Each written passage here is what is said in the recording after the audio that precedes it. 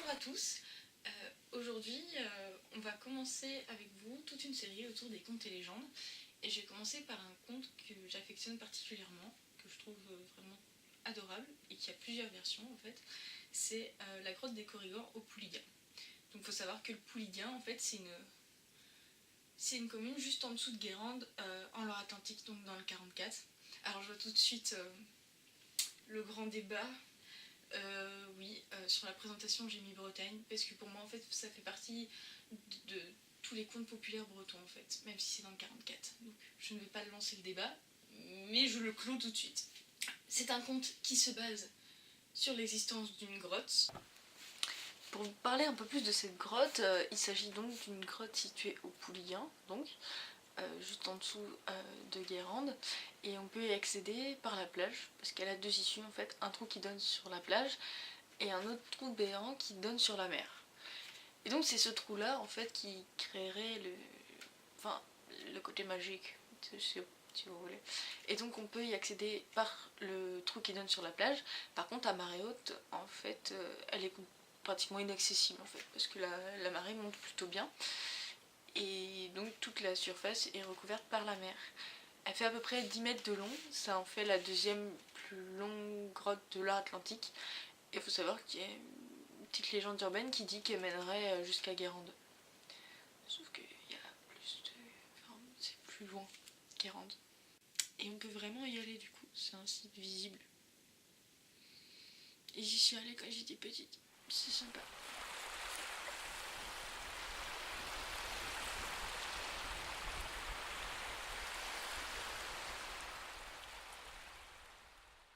Faut savoir que les Corrigans sont quand même assez répandus.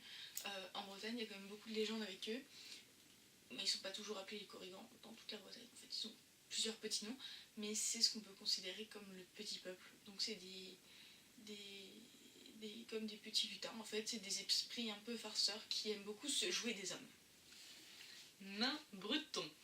Donc faut vous mettre dans l'esprit, dans le contexte. On est dans la vieille Bretagne et donc on est dans ce bourg du Pouliguen où un jeune garçon est un crève-la-faim. Il faut le dire ce qui est, voilà. Il est triste, c'est un orphelin, bien évidemment, qui vit dans une petite cabane en bordure de mer, un peu comme une cabane de pêcheur, qui n'est plus du tout utilisée. Et donc il s'est approprié l'endroit et il vit ici. Alors bien évidemment, l'hiver il fait froid, enfin voilà, c'est pas des conditions idéales pour un jeune garçon. Et donc ce petit garçon est un peu la risée de tout le monde. Enfin voilà quoi, il n'a pas une enfance très facile. Il se fait brimé par nombreux de ses petits camarades, voilà, qui trouvent ça très drôle, bien évidemment. Hein, les enfants sont cruels et ils ont besoin d'un bouc émissaire. Et donc ça tombe sur ce jeune garçon qui finalement n'a rien demandé, qui est juste pas trop aidé par la vie. Voilà. Et un jour, ce jeune garçon, il rentre chez lui parce que voilà, il faut bien qu'il se déplace. Il fait des petits boulots à droite à gauche, mais rien de plus. Enfin, ça lui permet de gagner 3 francs 6 sous. Enfin, oui, si c'était des francs à l'époque. Et donc ce petit garçon, il rentre pour sa cabane de pêcheur et bien évidemment sur le chemin il rencontre ses bourreaux qui l'insultent et qui le frappent. C'est cruel. Et du coup il en a un petit peu marre, il rentre chez lui, il est vraiment déprimé, enfin comme tous les soirs j'ai envie de dire. Et donc il est un peu maussade, il aime pas trop les gens parce qu'il se méfie beaucoup, il a pas vraiment confiance. Et à un moment quand il rentre chez lui il voit une très très vieille femme voûtée, enveloppée dans une grande cape sombre. Il voit pas trop son visage, mais il voit qu'elle essaye de traverser la rue de pavé, et il voit qu'elle a du mal. Donc sur le coup, il se dit qu'il va se passer son chemin, voilà, la vieille elle va se débrouiller. Sauf que finalement il se dit, bon allez, elle est pas méchante, elle m'a jamais rien dit. Donc il va à sa rencontre, et il lui demande bonjour, est-ce que vous avez besoin d'aide, est-ce que je peux vous aider? Et donc la petite vieille elle dit oh c'est sympa. Elle le dit pas comme ça mais voilà. Et donc le jeune garçon décide de prendre la vieille femme sur son dos. Donc, de chaque côté, comme ça, pouf, et il traverse la rue. Finalement, il lui demande où est-ce qu'elle habite, parce qu'il se dit, si c'est comme ça, autant que je vais l'aider je vais l'aider pour rentrer chez elle, parce que finalement, lui, il a rien à faire, quoi. Et donc du coup, la petite vieille, elle lui dit, oh, vous êtes bien aimable, là, je veux bien que vous me raccompagniez chez moi. Donc j'habite au bout de la falaise, là-bas. Donc, le petit garçon, il ne se pose pas trop de questions. Il a toujours la vieille sur le dos. Il avance, il continue à marcher, toujours avec la petite vieille et tout. Il lui demande si ça va, si elle est plutôt confortable, etc. Et il avance doucement quand même, parce que si c'est une personne âgée, il va pas y aller en courant, taillot, elle va se casser un os. Bref. Donc il arrive en face, il comprend pas trop parce qu'il n'y a pas de maison, et puis tu vois, il lui dit qu'il est arrivé. C'est bon. Il la descend. Et là, la vieille femme retire sa cape. Et là, il se rend compte qu'en fait, c'est une créature petite mais plutôt belle, et qu'il s'agit de la reine des Corrigans.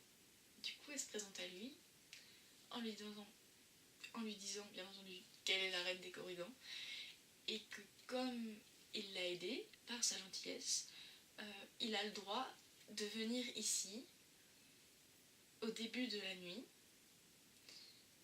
d'entrer dans la grotte des Corrigans et de pouvoir emporter toutes les richesses qu'il peut porter avec lui. À une seule condition, il faut qu'il soit sorti de la grotte avant le lever du jour, parce que la porte se refermera et toutes les richesses qu'il aura emportées resteront dans la grotte. Donc le deal, c'est tu m'as aidé, t'as été mignon, je te donne un passe-droit pour rentrer dans ma grotte. Si t'arrives à prendre des trucs avant que le soleil se lève, bah c'est tout bénef pour toi. Donc le petit garçon, il a les yeux écarquillés, tu vois, il rencontre la reine des Corrigans quand même, c'est pas tous les jours. Et donc du coup, il lui dit d'accord, mais il lui demande comment il peut rentrer dans la grotte des Corrigans, parce qu'en vrai, si c'était si facile que ça, il y en a qui seraient allés depuis longtemps, quoi. Bah oui. Et donc du coup, la vieille, la reine, super vieille, elle lui confie une clé. Et elle lui explique que quand le soleil va se coucher, au dernier rayon, va apparaître en bas, dans la grotte, une serrure. Il faudra qu'il insère la clé, qu'il fasse un tour, et là la porte s'ouvrira. Donc le petit garçon, il repart avec la clé, et il attend comme ça. Il rentre chez lui, il rentre dans sa cabane, et il attend. Il voit que le soir arrive. Faut savoir que comme il n'a pas beaucoup de sous, en fait, il mange pas vraiment à sa faim, je vous l'avais dit, c'est un crève la faim. Et donc il attend, il a le ventre vide, parce que de toute façon il n'a rien à faire. Enfin, bref. Donc il attend avec sa clé, il est impatient d'y aller, quoi. Il se dit, enfin je vais pouvoir faire avancer dans la vie, en fait, parce que là où il est, dans la situation dans laquelle il est perdu et pour l'instant c'est sans issue. Donc du coup, il attend, patient. Et puis il sent que le soir arrive, et là il va à la grotte. Il descend, en fait. C'est le genre de petite crique. Donc il descend doucement, il va sur la plage, et il approche de la grotte. Donc quand il arrive, il descend dans la grotte, et il essaye de toucher, en fait, la roche pour voir s'il peut sentir cette serrure. Malheureusement, la roche, elle est complètement lisse. Du coup, il décide d'attendre sur le sable, en attendant les derniers rayons du soleil. Quand les derniers rayons du soleil arrivent, il s'approche dans la grotte, et là, il voit apparaître, avec les tout petits derniers rayons, juste la forme de la serrure formée par les derniers rayons du soleil. Donc là, il se dit, waouh, c'est magique. Il sort la clé de sa poche, il l'approche, et là, la clé rentre dans la roche. C'est magique. C'est meilleur que Passepartout. Il tourne la clé, et là, la roche s'ouvre, et il voit que c'est tout noir. Il approche un peu, Il entend des rires, des voix, de la musique. Il commence à sentir des odeurs aussi, de la nourriture, enfin quelque chose de festif en fait. Donc il approche de cette ambiance-là et il met un pas dans la grotte. À partir du moment où il met un pas dans la grotte, tout s'illumine autour de lui. Il voit des centaines et des centaines de korrigans joyeux, danser partout au son de la musique. Et tout autour des multiples grottes remplies à ras-bord de richesses. De l'or, des bijoux, des pierres précieuses, tout ce qu'il faut. Donc là, au début, il est émerveillé, etc. Sauf qu'en fait, il se rend compte qu'il n'a pas pensé à prendre une sacoche. Donc au début, il est un peu dans l'embarras, en fait. Il se dit, merde, j'aurais peut-être dû y penser, mais bon, en fait, il n'en a pas vraiment. Donc, il commence à regarder les richesses et à essayer de voir, qu'est-ce qui paye le plus, quoi.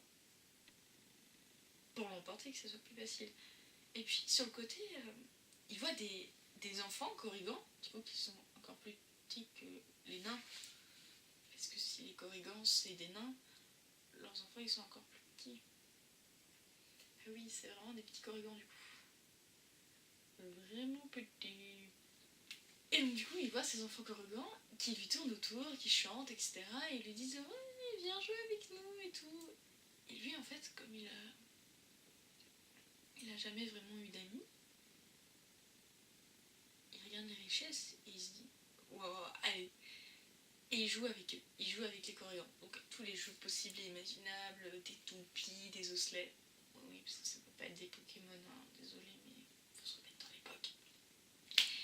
Et donc du coup, il voit pas le temps passer en fait, et il passe pratiquement toute la nuit à jouer avec ses korrigans. Mais il est heureux parce que, comme je vous l'ai expliqué, c'était un peu la tête de turc de tout le monde. Et donc du coup, il avait jamais eu l'occasion de jouer ou même d'avoir des amis. Et donc il est heureux le temps qu'il passe avec les korrigans et tout. Et là, à un moment, il lève la tête et il se rend compte que le jour arrive. C'est vraiment la fin de la nuit, quoi. Et là, il se rappelle l'avertissement. Là, tu vois la petite voix dans ta tête qui te dit alerte, alerte. Il entend ça dans sa tête. Donc il repense à ce que la vieille lui a dit, quoi. Logique. À savoir que, bien, s'il ne sort pas avant les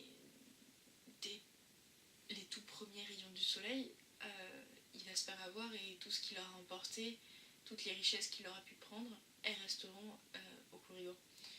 Du coup, là, il se dit merde, alors il voit les richesses, l'or, tout ça, les pièces, il prend des poignées, il les met dans ses poches et il essaye de prendre un maximum, d'en mettre partout dans ses bras, dans son pantalon, vas-y. Enfin, tous les endroits sont bons pour essayer d'en caser. Sauf celui-là. Non, n'y pense même pas. Bref, donc tous les endroits sont bons pour caser, pour gruger un peu. Et il y a un moment, juste au moment où il sort, le premier rayon du soleil arrive. Et donc là, il se dit, un cululu, quoi. Et il se retrouve dehors, il sort en fait, et la porte se referme derrière lui.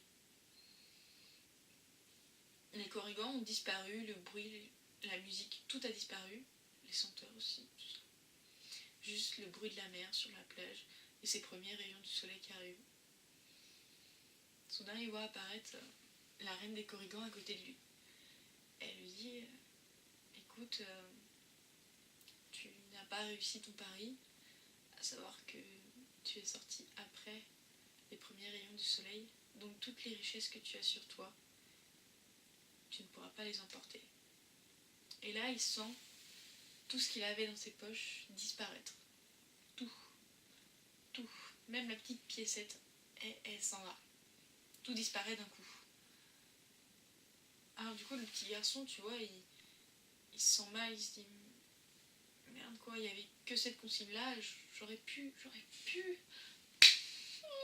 Pourquoi et donc du coup, il est triste et tout. Et puis la vieille femme, elle lui dit écoute, tu n'as pas été comme les autres hommes, tu n'as pas été cupide dans le sens où tu n'as pas amassé des richesses toute la nuit. tu as profité de ce moment pour jouer avec les enfants Corrigan, mes enfants du coup, enfin ses enfants à elle par procuration parce que c'est la reine des Corrigans, enfin voilà. Et elle lui donne un plat en argent, vide. Donc sur le coup, le petit garçon il comprend pas, enfin il dit bon c'est bien gentil, elle m'a donné un plat quoi, enfin à la limite elle aurait pu me donner, je sais pas moi, au moins une bourse d'or, un truc comme ça quoi. Donc au début il trouve pas trop l'utilité à ce plat, donc il le prend quand même, il lui dit merci, parce qu'elle aurait pu rien lui donner non plus quoi, enfin c'est la reine des Corrigans, c'est pas n'importe qui non plus. Donc il accepte le cadeau et il rentre chez lui un peu maussade, il s'en veut d'avoir laissé tout ce temps passer alors qu'il aurait pu sauver sa peau en fait et avoir une vie meilleure. Et donc il rentre dans sa cabane de pêcheur, il pose le plat sur la table et il s'assoit. Et du coup il faut vous rappeler qu'il n'a pas mangé forcément depuis peut-être quelques jours, comme ça, il gagne un peu de sucre. Et il a très très faim. Et là il pense dans sa tête et il se dit j'aimerais une tranche de pain avec du lard, du beurre aussi, parce qu'on est quand même en Bretagne. Salé, salé, salé. Et des patates chaudes. Et il rêve comme ça de ce plat. Et il en rêve tellement qu'il a l'impression de sentir l'odeur du plat en fait. Et il est là, il dit, non, c'est une torture. Il l'a tellement bien imaginé qu'il sent l'odeur, tu vois. Et là, il ouvre les yeux et il voit dans le plat apparaître la tranche de pain, le lard, le beurre et les petites patates. Donc là, au début, il est un peu sceptique, tu vois. Mais il a tellement faim qu'il mange. Le plat est tout nettoyé une fois qu'il est fini. Il se dit, c'est vrai que ça passerait bien ça avec un petit pot de miel. Et là, pouf, apparaît dans le plat. Il le voit se matérialiser, le pot de miel. Il mange le miel. Et en fait, du coup, il découvre que la reine des Corrigans lui a donné un plat magique. Et il ne pourra plus jamais mourir de faim, parce qu'à chaque fois qu'il pensera à une nourriture, elle apparaîtra dans ce plat. Il faut savoir que cette version de l'histoire, je l'aime beaucoup. Il y a plusieurs versions qui existent, notamment avec différents personnages principaux. Oui, dans une des versions c'est un homme, dans une autre c'est une femme. La version de l'homme, en fait, il va dans la grotte, il amasse les richesses, mais il n'a pas le temps de sortir à temps. Et là, juste, elle lui donne un plat, le même plat, en fait, avec d'où en sortent des mets pas possibles à chaque fois qu'il y pense. Et qui ressemble le plus. C'est la version qui ressemble le plus, quelque part. Il y en a une aussi où c'est une femme qui se fait carrément enfermer pendant une année dans la grotte, je crois. Enfin, il y a une histoire comme ça.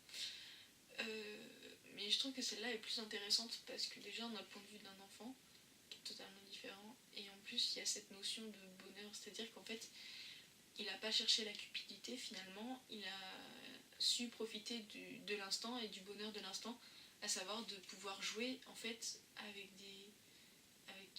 pas des enfants mais des enfants Corrigans, pas des humains quoi je veux dire. Et du coup, il y a un peu cette notion de savoir que finalement le bonheur, il n'est pas dans les richesses. Et c'est plutôt quelque chose d'aveuglant, en fait, la cupidité. Alors que c'est aussi bien de savoir profiter de l'instant et des petits bonheurs, des joies de la vie